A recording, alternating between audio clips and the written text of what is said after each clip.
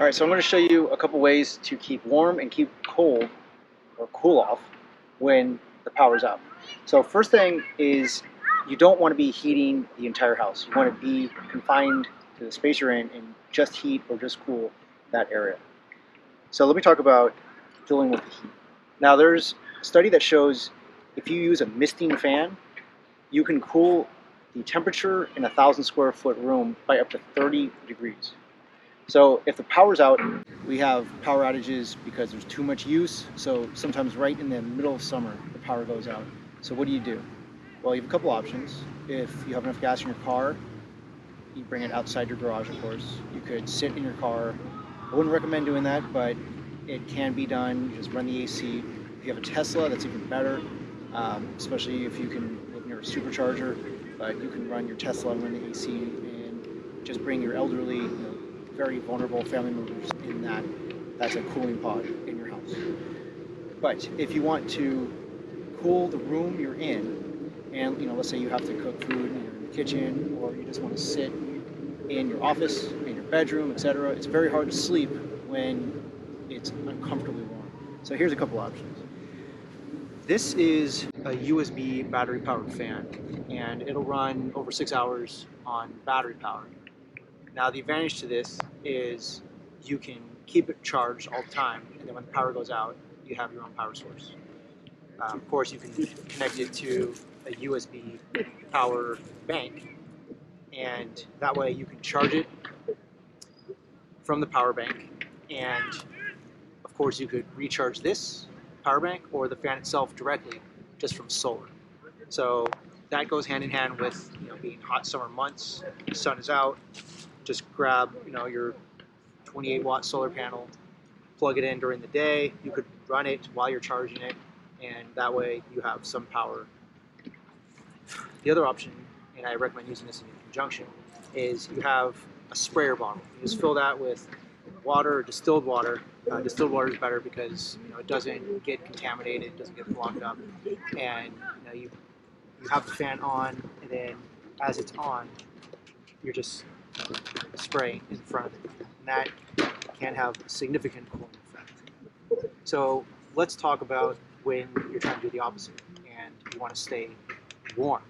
So the blanket is most people's first choice, but you don't want to have just your typical cloth blanket, your quilt, etc., because what's going to happen is it'll probably get wet, especially if it's rainy or snow. A wet blanket is borderline useless. It can actually do more harm in some cases by pulling the body heat away from you. So this is just an example. I'm not recommending any of these products specifically. I don't get paid or anything like that. But if you have a really good quality reflective blanket, that would be a good option. A better option, and the best option in my opinion, is to have a really good quality sleeping bag. This is just another example, not specifically recommending this, but this has reflective properties, so it reflects the maximum amount of heat back into. You're not wasting it by trying to heat up a whole room. There are a few things more inefficient than trying to use electricity to heat a room. So those space heaters, you don't want to waste your generator fuel on trying to heat a room using a space heater. Instead, you want to heat the lowest amount of space possible. And a sleeping bag is great for a few reasons. One is, obviously, you can just put it up, you can snuggle inside of it, and a lot of the body heat that you would have lost otherwise is reflected back, and you are creating that heat cycle, and you're creating more warmth for yourself. If you get a large enough sleeping bag, a two-person sleeping bag, two people can create a lot of warmth, and that works well if one person just got out of the cold, maybe they're in a weakened state. Two people can get in that sleeping bag, and now they're not only generating twice the body heat essentially, but they're confining the heat that they've generated to a very confined space, just the interior of that sleeping bag. Let's say that's not enough. You would want to add your blanket, and this is why I recommend something that packs up small, that is reflective, that is water resistant, that'll repel water and moisture, and you can put this as a sleeping bag liner inside your sleeping bag, and that will further reduce heat losses.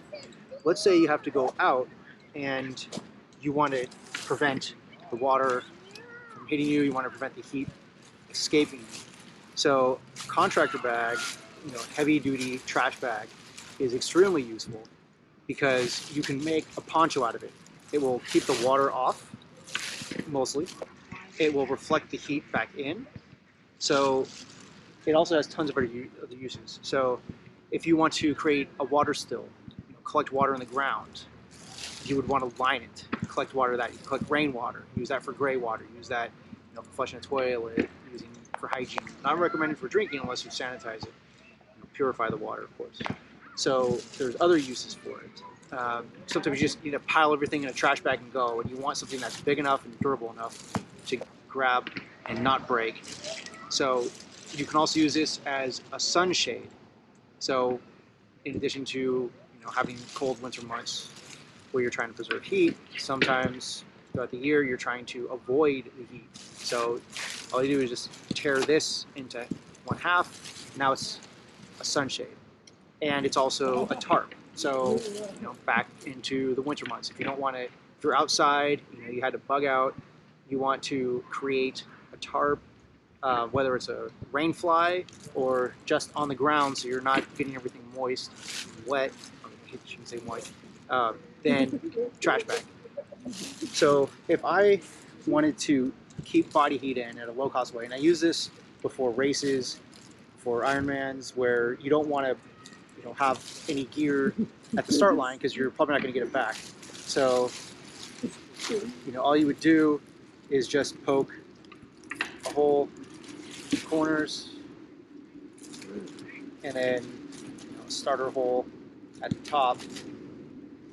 And then one reason why you always want to carry some kind of multi-tool knife with you. And it's not fancy, it's not elegant, but it does have essentially a drawstring at the bottom. So find the corner, and by doing just a small starter hole, you keep the heat loss to a minimum. So here, and then make it just wide enough to start getting your head through, but it'll stretch. Here's my other starter hole. So now